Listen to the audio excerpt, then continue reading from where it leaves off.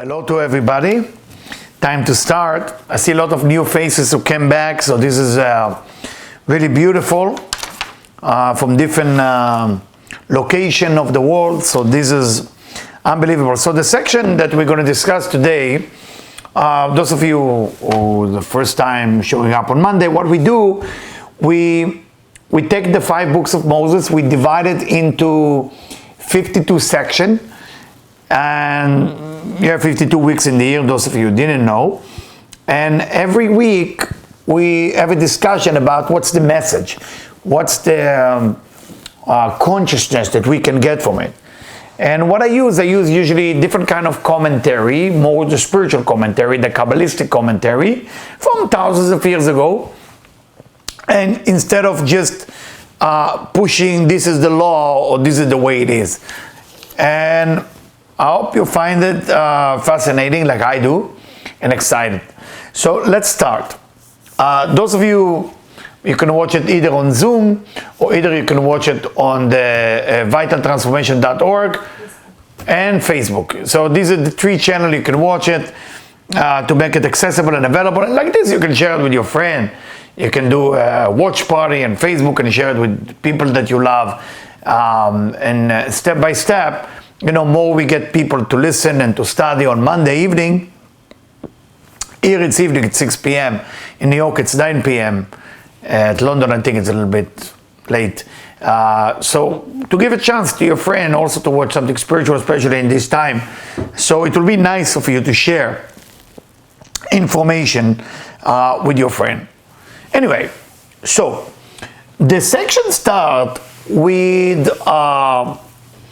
Moses is sharing with us a section that God is sharing with Moses, and it's go like that.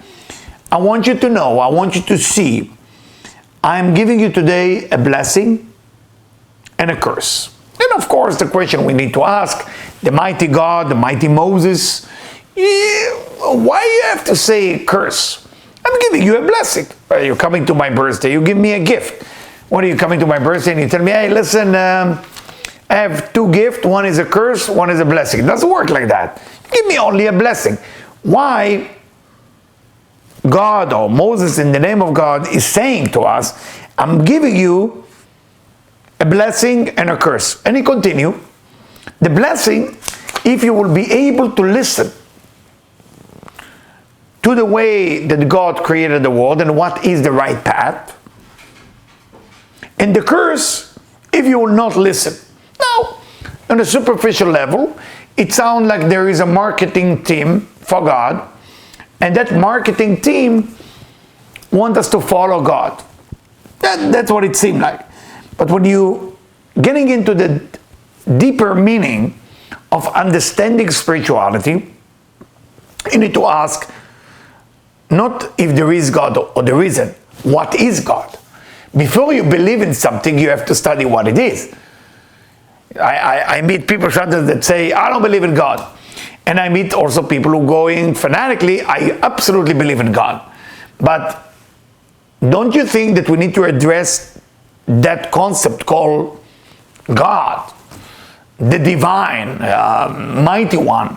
I think it's important to address that point, because without Kabbalah, without the consciousness, the spiritual understanding of Kabbalah, it's very difficult to even understand what is the creator, what is that force. So let's say we're coming from a place we don't believe or we do believe, we got to put it aside. We need to know what is it.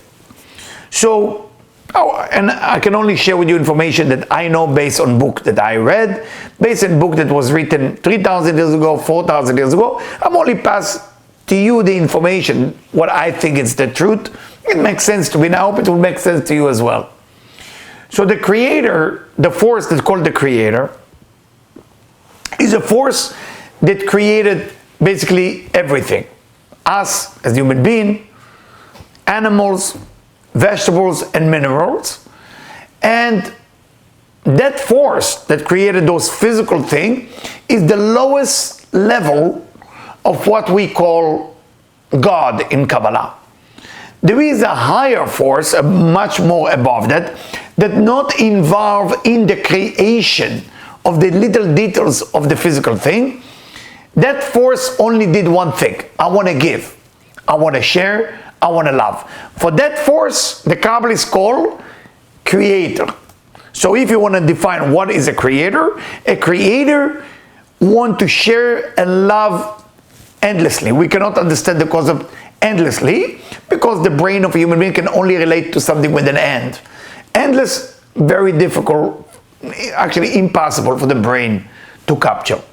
So just try to imagine there is a force out there that want to share with you all the love, all the gift, all the money, all the health, all the wonderful thing. So you can ask a great question. From the force that want to share all the blessing to us experiencing all the curses, there is a little miscommunication.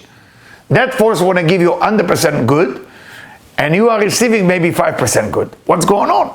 COVID-19 going on, real estate crash in New York, what else? Chaos all over the world, from Lebanon to Portland. Hey, wherever you go, you see protest. You see problem. There's problem everywhere. So where is that goodness that's supposed to come to us, that either the receiver is missing something, or either the giver never gave the gift? So look what it says. The blessing is if you will listen to those paths of the Creator, that the Creator tell you, walk through that path. The curse, if you will not listen. What is the lesson here, my friend? The lesson is when you capable to listen to the right advice, that by itself is a blessing already. Not when a lot of people, I see that a lot of people are saying to themselves once they start to go on a spiritual path, wow, I have expectation for somebody's word because I listen to spirituality. No, that's I'm capable to listen to spirituality. That's the reward itself. That's what this portion is telling us. The portion is telling us, are you capable to listen to spiritual lecture? I'm sure you tried to share some of my lecture with your friend. They were not that open. You try, but they're not that open. Why? Because they don't have that blessing. That is the blessing that we are talking about. The blessing is that capability that I want to listen. Example, those of you who are parents, father or mother. As a parent, you want to do the best for your children. If you're normal parents, you want to do better for your kids than you do for you. That's a parent. What happens if your son or daughter don't listen to you? They are missing some of the gift. They are missing some of the gift, and they start going through pain. They can start going to suffering. Maybe that suffering will wake them up to come back to you and listen. But they don't listen. And at the time they're not listening, that's a curse. Now, what is a good parent doing? You sit with a child, you try a different angle, you try to explain to them in a nice way, in a tough way, in up and down, every angle that you can. Why you try to make them listen? And in the end they listen. And then they take credit for themselves, they give credit to themselves, that they listen because they're smart. No, they listen because you as a parent love them so much and you want to share with them so much, and for that reason you found 1,000 paths to convince them that that will be the best for them. I'm not talking about manipulation, I'm not talking about control freak parents, I'm talking about really parents who just want to share. Going back to the section we just read, the blessing itself, that our capability to listen to spirituality, that by itself is a blessing. The curse itself, you're not capable to listen. Ever happened to you that you tried to get a deal of real estate or stock market and somebody gave you an advice and you couldn't listen? And you're so angry with yourself 2 years later. Why didn't I listen? Why didn't I buy an apartment, I don't know, in Vegas or in California or in New York? Now look what happened, everything's tripled. Why didn't I buy Apple stock? Oh my God, it doubled itself. Why didn't you listen to the advice? You were close. You were close. Why? That's the curse itself. But if you are open to listen, don't give a credit to yourself. That's the secret of this parasha. Don't give a credit to yourself just because you're open. It says that the Creator, the mighty one, the one that loves you the most, again, I'm not here to convince you to believe me, but there is a force out there that created you. And that force wants you to listen, because if you listen, you're going to get more. That force only want to give. So, let's go back to the concept of the Creator. The Zohar, the book of the Zohar, and the Talmud ask a great question. And they ask, what is the purpose of the creation of a human being? They don't ask a question about donkeys, cows, minerals, dogs, vegetables, celery, carrot, human being. And they're raising a question and they ask, what is the purpose of creating human being? It's a whole long discussion. I'm not going into the whole discussion. And the answer is in two words.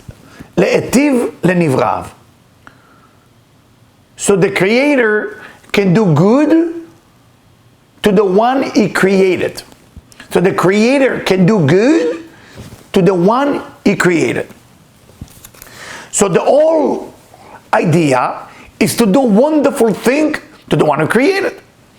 If the person don't get the goodness of the Creator, something is wrong, not with the giver. Something is wrong with the receiver. Now, I'm not asking you to hate yourself for that. I'm asking you to follow a certain method that can fix yourself so you can receive all the gift that the Creator want to give you. Because the gift is there. If you're not receiving it, something is wrong. It's like money. Money is the easiest thing to get. Everything else is tough, but money is the easiest thing to get. And if you don't have money, you got to look inside of you. What is wrong with me? What is wrong with me? Not what's wrong with the world. Money is available. Billions of dollars are waiting for you to desire it and to manage it and to know how to get it. If you talk about love, that's a different story. Maybe you did something in another lifetime, reincarnation, and all this and that. But when it's come to money, money is supposed to find you. And if you're not open for that, you feel not worthy enough for money. We're going to talk about it, I think, when am I doing the live? Next Monday. Next Monday, I'm going to talk about how to manifest money, how to manifest your life. And I'm going to, step by step, will teach you how to get it going. But most important thing is to start to understand that the Creator want to give you everything, endlessly. So, what is the solution? There is something, it will sound a little bit religious, and please forgive me, the audience will not follow any religion or follow a different religion. There is something that called, in Judaism, there is something called mitzvot, precept. In the mitzvot, there is 613. The 613 divided to 248 and 365. And I'm going to explain exactly why. The 365 is what is you should prevent yourself from doing. And the 248 is what you should initiate doing. For example, what you shouldn't be doing, one of the animals you shouldn't be doing is a pig, or let's say lobster. Okay? God is telling you don't eat those animals. You're not going to be punished if you will, if you are, but it's just another prevention from you to receive the sustenance, the greatness of what the Creator want to give you. It's basically on the part you should be doing, it's giving charity with excitement. Everything that you should do positive should be with excitement. Everything that you should prevent yourself from doing should hold back, restrict yourself from doing it. How many? 613. How many ligaments you have in your body? 248. 248. How many, organ. The organ is 248. How many ligaments you have in your body? 365. Together you have 613. I don't need to tell you, 365 is also the days of the year. So the numbers play a serious role, which I need hours to explain it. But I'm trying to give it just a hint. Why the 613 precepts are there to fix the person in a way which is just unbelievable. Just unbelievable. So, what is the purpose of preventing myself from doing a certain thing? Because that nourishment that's coming from above, when it's coming to the wrong vessel, which is me, it the nourishment will not touch me. It will actually be poured into the vessel, but it will be poured out. I will never enjoy it. For that reason, we need to change. When you are spiritual, there is laws of spirituality. But many people, when they talk about the laws of spirituality, they look at it as religion. When they look about spirituality, they look at it more like the freedom to do whatever I feel like or whatever I want. You know, some people light some candles and incense and they put it in the room and they think it's spirituality. Some people put the finger like that and do some yoga in different levels and they think spirituality. Spirituality have rules. What you should prevent yourself from doing and what you should be doing. For example, you can get jealous, that we should prevent yourself from doing. You can get angry, you should prevent. You cannot kill, you cannot steal. Those are laws. And those laws, you should apply them not because they make sense to you. Because if you're only going to apply them because it makes sense to you, tomorrow you will wake up in the morning and it will not make sense to you. Say, you know what? Killing is not that bad. I think my neighbor is a bad guy. I think the universe will be cleaner without him. So that's when you take the law to your hand, the spiritual law, and that's prevent you from actually having all the blessing that the Creator want to give you. And then you're going to ask, how come? Just how come I'm not getting what I want? Simple, you are blocked. And I'm not talking about, again, it sounds religious, but it's not my purpose here. And I'm sorry, or I'm not sorry if I sound religious. It's not my purpose to go this way or another. I'm here to talk the truth to you based on a book that was written thousands of years ago. So, you cannot follow spirituality based on logic. You have to find what is the spiritual rules of our universe. What is the spiritual rules of our universe? What is the one who created me? Do you believe you've been created by God? Or you think you've just been created by your parents? Sperm and an egg, that's create the body. But the soul, if you believe you have a soul, where is the soul came from? The soul is not a physical thing. The soul is a contribution, a charity that the Creator gave into the body to live together. After all, the body is totally a selfish machine. The body is 100% pure selfishness, where the soul is just love.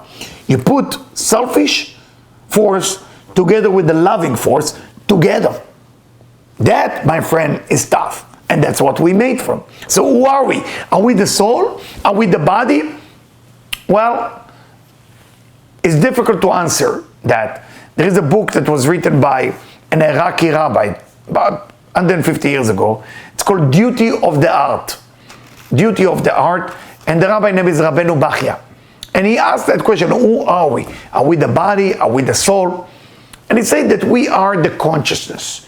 We are the bridge between the body and the soul. We are actually the bridge. We are that part that make a decision if I should follow the body or I should follow the soul. That's spirituality. Now you know what it means. The blessing, if you can listen to the Creator, and the curse is when you don't listen to the Creator. What is the Creator telling you? Hey, listen, to get to me, to get to that endless love, I'm giving you 613. Try to do a few of them. I'm not asking you to do all of them, but few. Don't kill. Now, why you don't kill? Because it's a manners or because I say not to kill? If you say it because it's a manners, you didn't connect to the Creator at that moment. But if you didn't kill because the Creator that created your soul, the Creator that created your body, the Creator that created your consciousness suggests to you that you shouldn't be doing that so you can get all the blessing, you should listen. Not always when it makes sense. What if you're stupid? Is it ever going to make sense to you if you're stupid? If you're totally stupid, is things make sense? I know a person who drove in England for the first time after he drove here in LA for 30 years. He went to England and he said it doesn't make sense to me that they drive on the other end of the road, or on the right end of the road, or the left side of the road, whatever you want to call it. And he went into an accident after 3 hours in London. What happened? It didn't make sense to him. Not everything that doesn't make sense to you, you're going to go against it. Maybe you need more information. Maybe you need more knowledge. Maybe you need more logic or more study to understand why and how it works. So that force that called the Creator created everything. And that force they call the creator suggested for us, hey, listen, I want to give you a gold coin, but you got to be in that street in the right time so you can receive it. That's what the mitzvot are. That's what the precepts are. So you cannot trust your feeling. You cannot trust like, oh my God, this is feel right. Oh, this is feel wrong. It's nice. Feeling is nice. First, you have to follow those rules, even if it sounds religious to you, or even it doesn't make sense to you. Why you have to follow those rules? Because it's like pipes of energy coming from the non-physical universe to the physical universe. You got to follow those things. Eventually it will make sense to you. When you're going to have eyes, when you're going to have ears. To build the eyes and ears and all the five senses, you have to develop yourself. You have to grow into that. You cannot just say, it doesn't make sense to me. I know a cocaine addict. It doesn't make sense to him. Why not everybody's doing cocaine and then die? He believes people should have a short life, just have fun and die. That's his logic. So the logic is relative. Feeling is relative. You gotta follow some books of rules. The Torah, the Talmud, the Zohar, offering some book of rules. Unfortunately, with a lot of corruption happening in the last 2,000 years, those rules turned into something called religion instead of turning it into something called spirituality. That's very sad. And for that reason, people stay away from religion. Like you see all over the world. People are against government. People are against leaders. And not for the wrong reason. Not for the wrong reason. It's people are in pain. No money, no food. You can never make it to the top. It's very sad. Very, very sad for them. But it doesn't work like this in the spiritual universe. You have to follow something. So, if you believe that it was a good idea to create you, and the force that created you is a very knowledgeable of what good for you, then you should follow, you should listen, and then by you listening, after you're capable of listening, let's say if you already on class, let's say if you left already, you left, but if you're already with me on Zoom and you're capable of listening, give the credit not to yourself, not to me, give the credit to the Creator, because the Creator make you listen to this lecture. Me talking about the Creator and you listen to a lecture about the Creator, give the credit to the Creator that open your ears. Give the credit to the Creator, open your eyes. Give all the time when you're doing the right thing, don't give the credit to yourself. Say, Master of the world, thank you for opening my eyes. It makes you humble also. It makes you great. So, one of the precepts that mentioned in this book today is charity. Charity. Most people believe in charity. Most people believe it's good to give charity. But the question, do we believe in charity it's good because the Creator says so, or we believe in charity is good because it's feel right? You can't follow something that feel right. You can't follow something that just, makes sense to me, I like it, it's a good idea. No, you gotta get into the idea. If the one who created my soul say this is great, it's got to be great because the one who created my soul just want to give me 100% good. So I got to find out what's good about charity. And I need to understand charity if that will help you. If I will explain charity to you this evening and you will understand it, and because of that, you will start chasing charity. Not from the point of it's fun doing it, from the point that it makes me connect to the Creator in a better way. So, what is charity? We know that in this week portion, it's been mentioned two types of giving. One is mentioned as tithing. Tithing is when you give between 10% to 21% of your income after tax. That's a law. That's a law that the Torah is teaching you. The minimum is 10%, the maximum is 21%. You can't give more than that. This is tithing. That's every human being has to give. Doesn't matter who you are. Doesn't matter how poor you are. Doesn't matter what you do. Thank you. Thank you. L'chaim. So it doesn't matter how much money you have. Even if you don't have a lot of money, you give tithing. Which means, let's say if you make $100 a day, you give $10. It's not yours. And the reason it's not yours, simply because those of you familiar with the wisdom of Kabbalah, there is 10 dimensions into everything. 9 dimensions are non-physical. The 10th one is physical. So when you take the physical part of the money, the physical part of your income, you stay with the 90% spiritual money, and because of that, that brings the blessing. For that reason, tithing, where do we learn it from? From Jacob. Jacob was the first one to talk about tithing.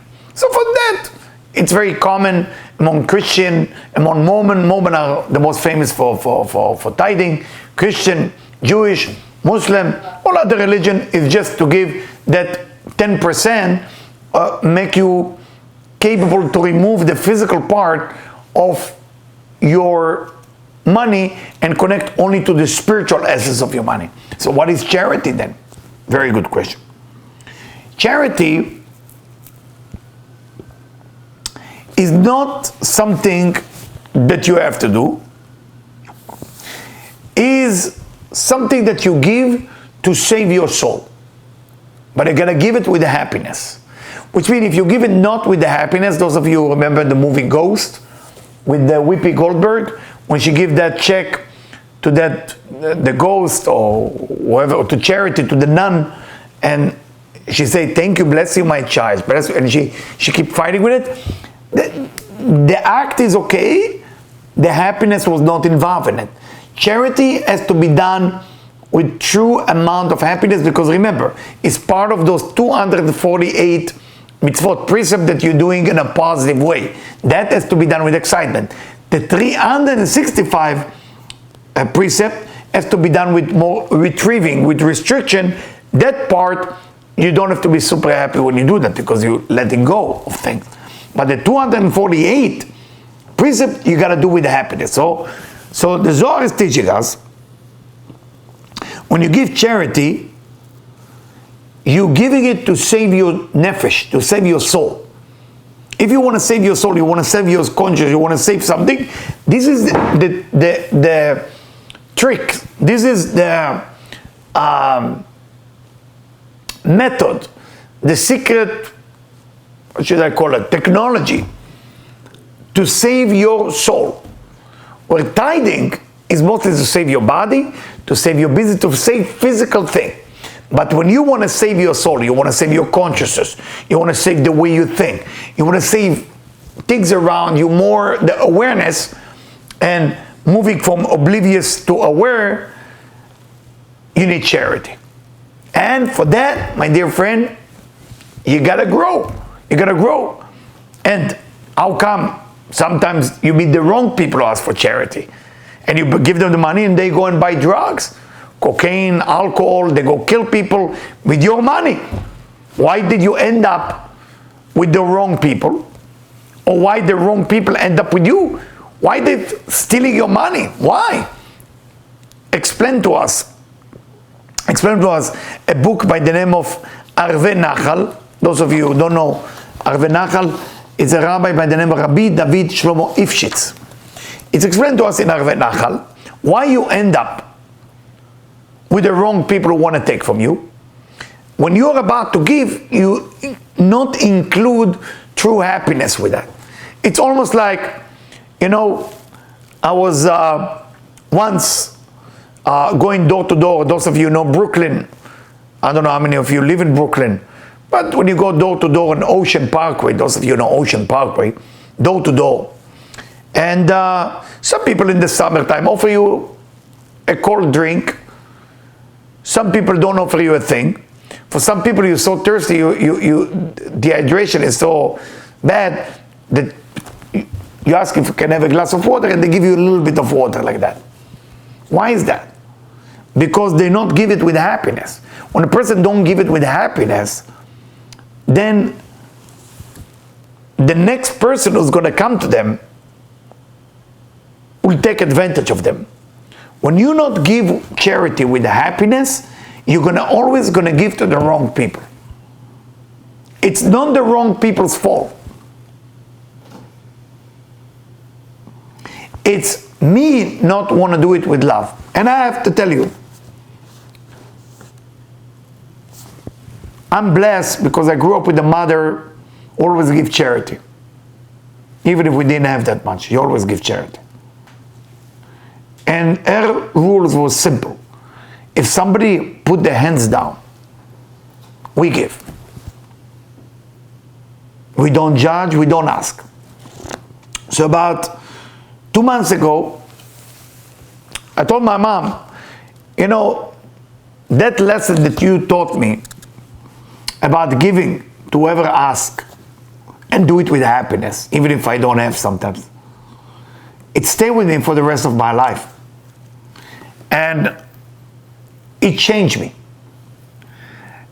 And all of a sudden, instead of she taking the credit for what she taught me, she say, actually, you know, you need to know, I also learned it from my father. So, wow. Those of you who don't know, my grandfather was very famous removal of magic, black magic and evil eye. He was one of the top guy in Israel.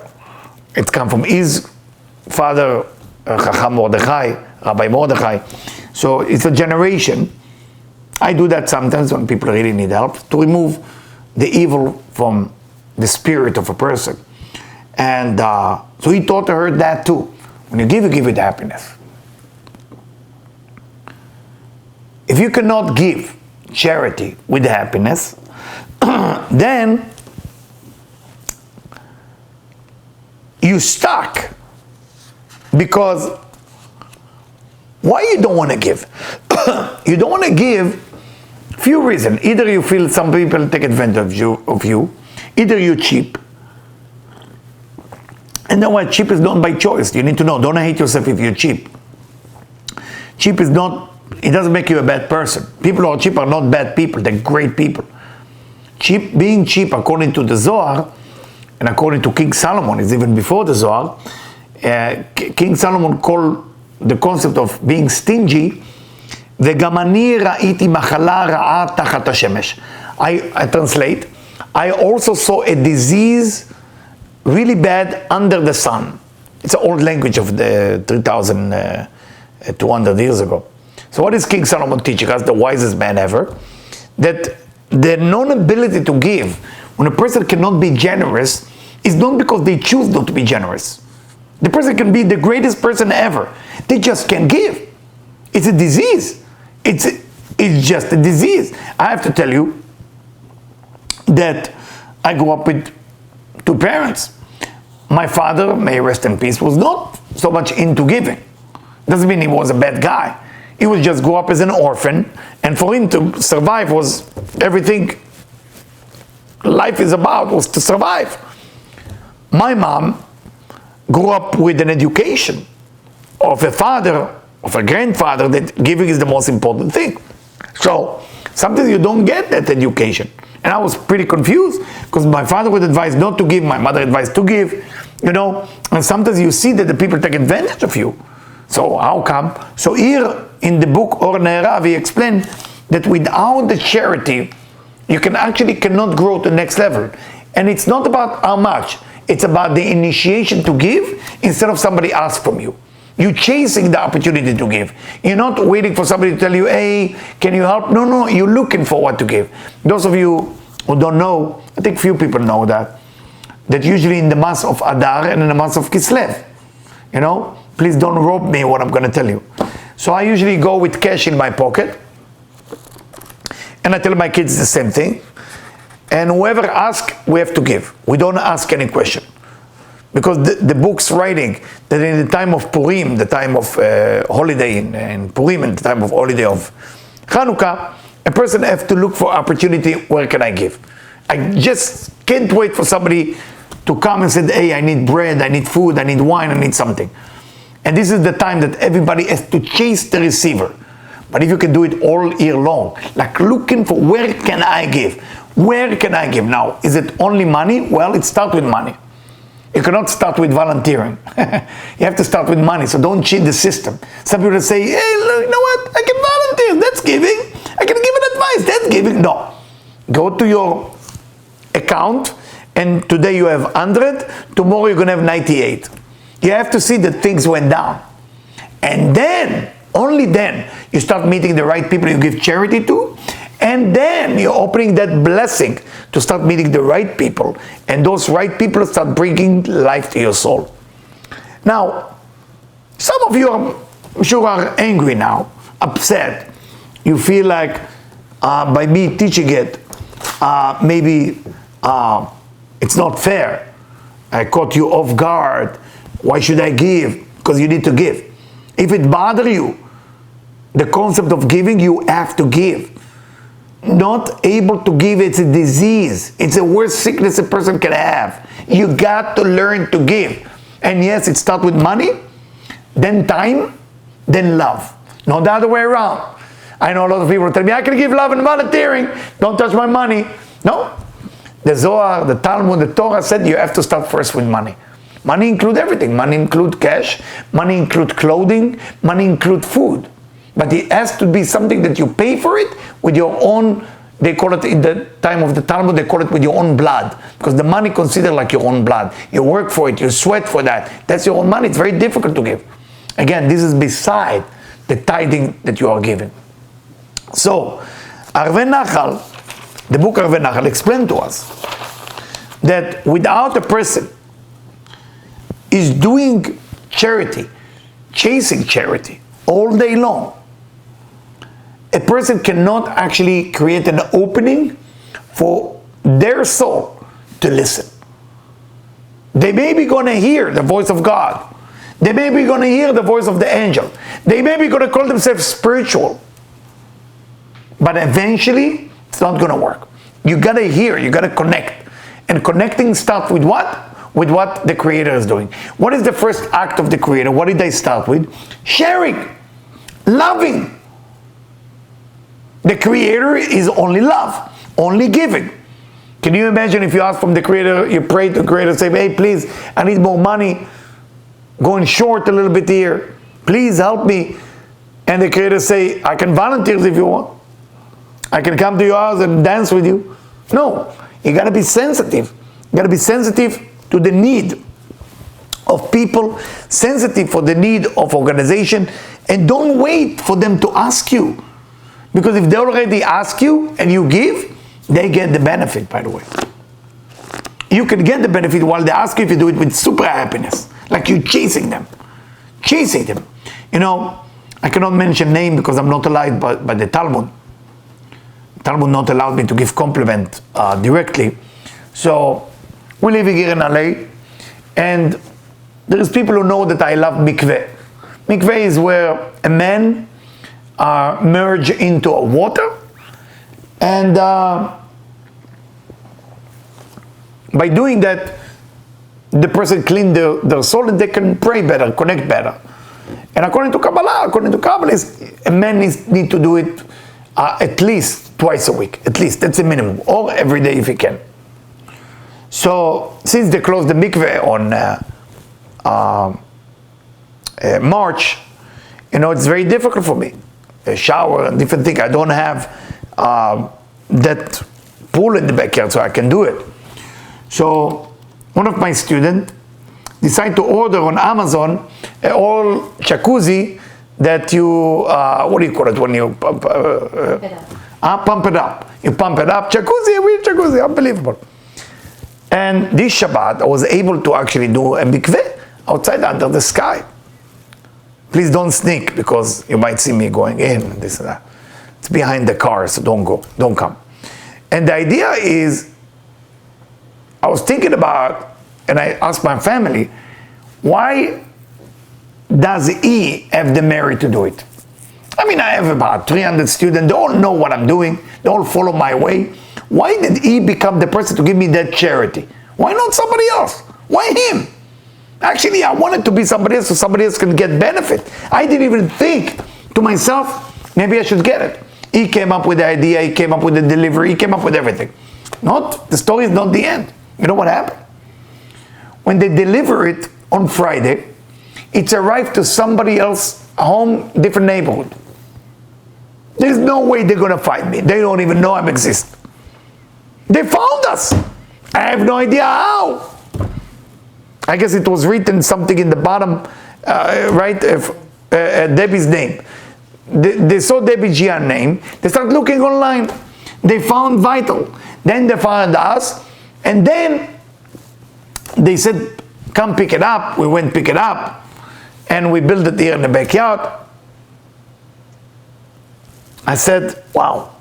Not only this student of mine taking care of it, look at the story that happened. He connected me to other people. I said, this cannot go like that. I gotta give them something. Gotta give a gift. Gotta give charity. They don't want charity. We try. So what we did, we get the most expensive bottle of wine we have here, and we went to them and said, please, at least you can receive that. I said, this we will receive for Friday night. Why am I trying to share with you that? All of us gotta do charity. Charities have to be part of your existence. If charity is not part of your existence with excitement, where can I give? Where can I go? Where can I do more and more? And not to say, I don't have. Some people always say, I don't have. You know what's gonna happen? You're not gonna have. Stop talking like that. Where can I give? What you're gonna have will come from the Creator who created your body, who created your soul. It's I'm giving you curse and a blessing. What is the blessing? If you don't listen. If you listen. What is the curse? If you don't listen. Very simple. How am I doing there? Is it okay? Any complaint?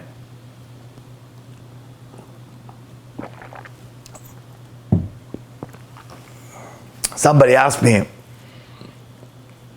what's the benefit of doing all this great work? You know, every religion promises you that there is afterlife. Jewish people call it Olam Haba, the next world to come. Christian promise you that you and Jesus will have vegan restaurant up there in heaven, so you're going to be okay. The Muslim promise you, I think it's a 70 virgin or 72 virgin, together with Muhammad.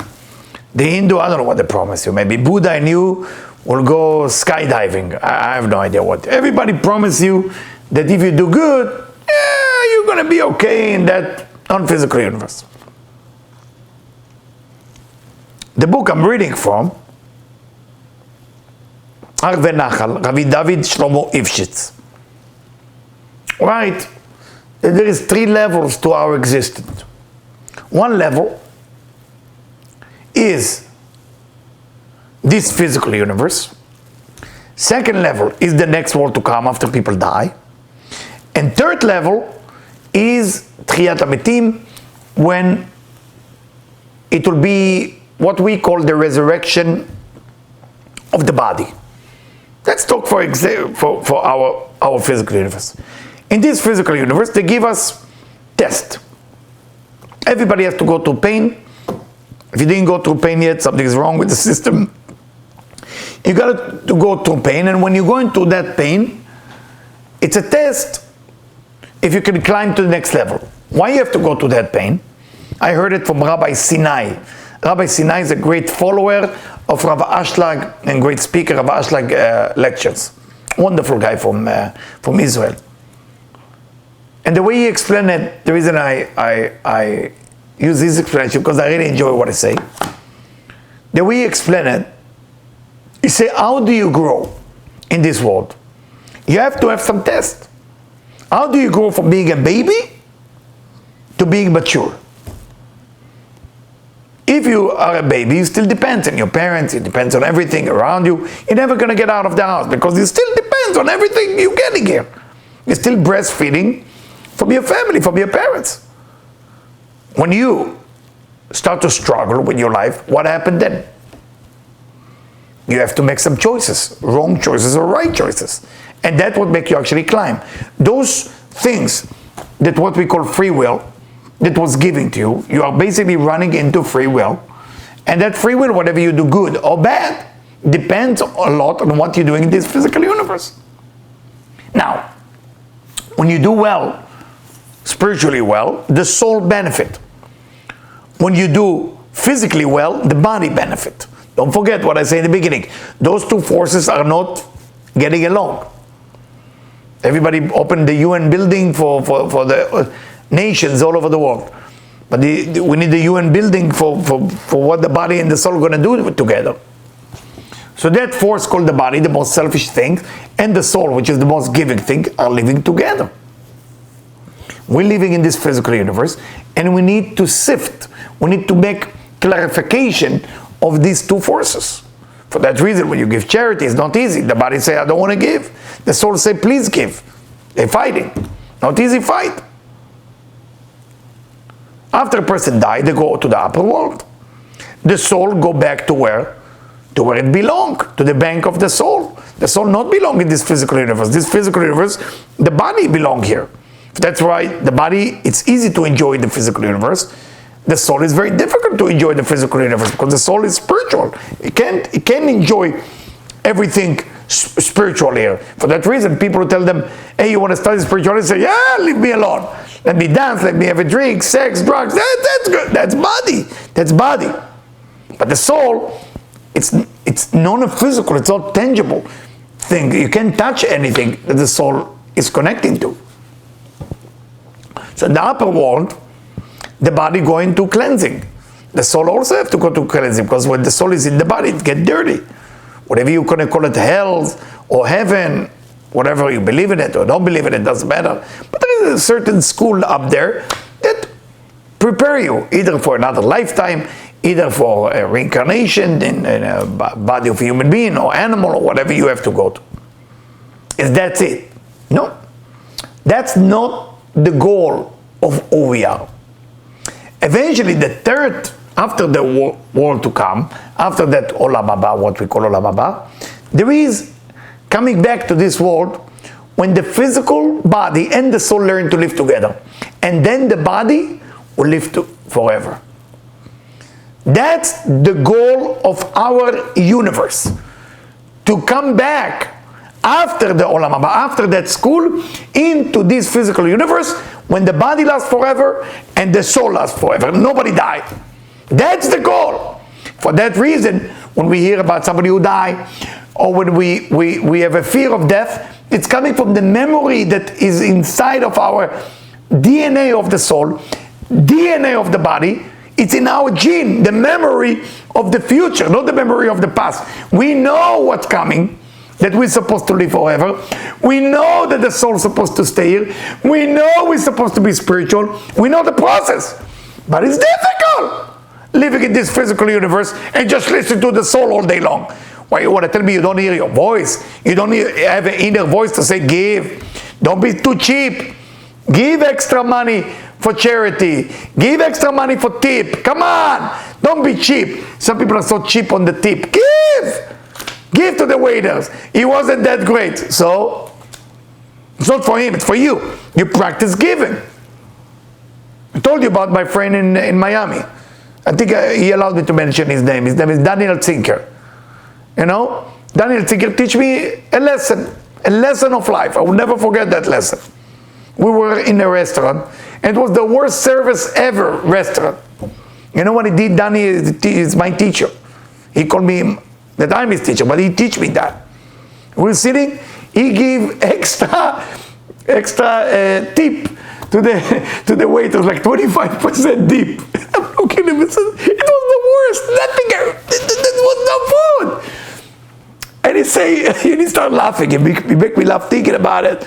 And he said, well, she would wonder after that what's going to happen. And it's funny, we came back to the same restaurant. It's in Miami somewhere. And she was never there. I guess she got fired. Not because of us. We actually gave tip, we gave everything. So what am I trying to say? Giving, charity, giving of tithing, giving is what make this world going. It's what make your soul listen. You can't tell what's right, what's wrong if you're not into giving. You can't know what's right. You can't know what's wrong. But if you're into giving, you never wear off. You have more energy because you want to give more. You're excited. Who want? Who want more? You know? And when you give, it's unbelievable. I see that I have a friend, if she allowed me to say it too, we have a friend who was very generous. Her name is Susan Friend. You know, when she make her cake, the cake name is Charity with Giving and with Love. It's simple. You test it, you feel love, charity, and happiness. Why? Because this is it. She gives. No, little bit of giving. She give it all the way. Those people around me are my teacher. They taught me that giving is important, that charity is important in every second. Now, you don't have enough money, give $1 a day. Put a little box, make a hole, put $1 a day and say, I'm not touching this money. This is for charity. You gotta give. You gotta start giving. And if you don't start giving, I'm sorry. You can be a wonderful person and you can call yourself spiritual. If you don't give charity, if you're not capable to give and you're too cheap and stingy, please, I'm willing to face you in Zoom and prove to you, and it will sound really bad, that you're not spiritual. Spirituality start and end with charity. Spirituality start and end with generosity. Spirituality is not how many times a day you meditate. Spirituality is how many times you pray. Spirituality is not about, wow, I went to the hospital and here's my picture on Instagram volunteering. No. Spirituality starts with whatever is mine, I want to give to you. If it's my bagel, I want to share it with you. If it's my money, I want to share it with you. If it's my gift, I want to share with you. That's really what it's all about. When we created Vital, the goal was very simple. To create a large group of people who study, that eventually each and every one of them can become a teacher. And you will see that we are just in the beginning. You already see that we have different teachers and different language, that we want to help everybody to give. You have a comment or something? I have a question. Yeah. When giving becomes a normal part of your spiritual process, how do we handle the growing ego? I don't know if they give right. I don't know if it's the real giving. I don't know. You know, we have to check the giving, the quality of giving, the amount of giving. Sometimes I know a guy who has $1.5 billion, and he give a year $15,000. It's not even the tithing. Do you understand? It's not even tithing. The amount has to be past the 10%. So you can talk to me and I can check everything. After tax, there is laws on those things. You have to follow that you're giving. You have first to do the giving of money. The rest will come later. You can't chase all the other spirituality before you did giving. Giving is the beginning. But if you feel when you give you've been taken advantage of, then don't give. That's not real giving. Giving has to be because you're so excited to give. If I'm going to start giving because I don't like it, people tell me it's unbelievable, Eliyahu, on your previous job you did the same and you continue to do the same here. How come? Most of the people who left your previous job don't do what you do. Don't create organization. Don't create study and lecture. Why you? I said, because I love doing it. I love giving. I wish this COVID will go away and we can have a house full with people and we can feed them. And I love it. Can't help it. So think about it. Doesn't have to be difficult. Just give. Anyway, I think it's time for me to take you to meditation. It will be short because of our time. So I will do the best I can to make it nice for everybody. So please relax. Is it okay to get into meditation? I think the message was clear then, no? Anyway, close your eyes. Love yourself. Put a smile on your face. Put a lovely smile. Be generous with your smile. Come on. Doesn't cost you a thing. Just smile. Smile. Be happy. Be happy. Smile. Love yourself.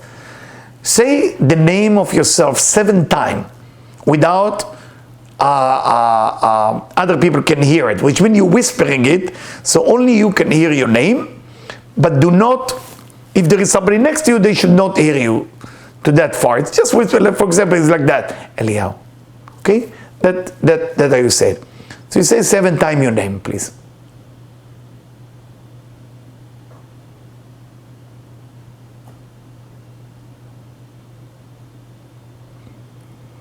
Good. Now what I want you to do, I want you to see 2 screens.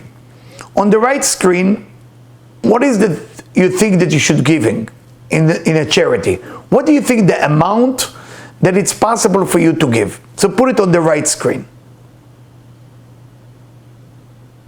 Good.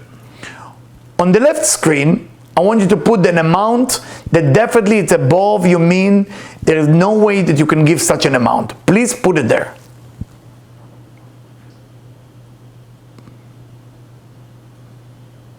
Now you are sitting in the middle and you're praying to the divine and you're praying to the Creator who created your body and soul and your consciousness. And you ask the divine to help you and make a promise like Jacob did with the divine. And say, dear divine,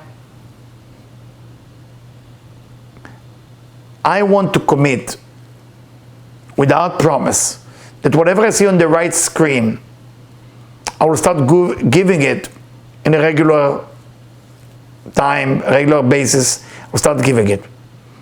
But I would like to ask for a favor. I also want to be able to give something that I wrote on the left screen. But for that, dear Creator, I still need to eat. I still need to drink. I still need to go to sleep. So I don't have that amount. So dear Creator, to opening the door for me so I can give that much, I need you, the Creator, to be generous with me. And please test me and see that I will be able to pass on the charity that you gave me to give it to others.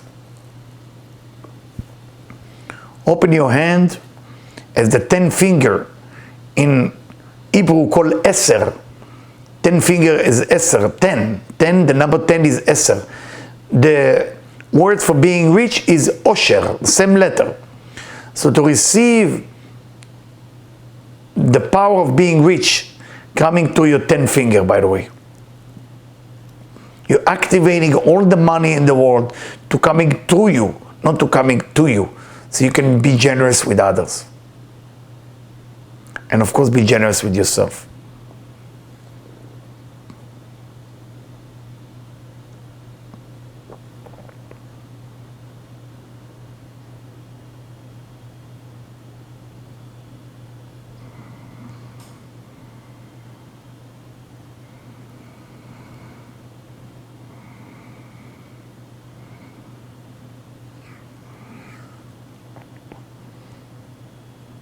Now, before you're getting out of that short prayer meditation, what I would like you to say is I would like you to say your name and your father's name 7 times before you open your eyes.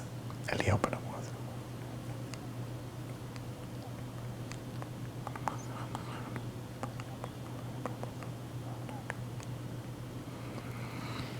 You can open your eyes now, and I want to bless you and pray that may the Creator grant you with the ability to give what you wrote on the left screen, because you're going to have so much more, so you will be able to give that.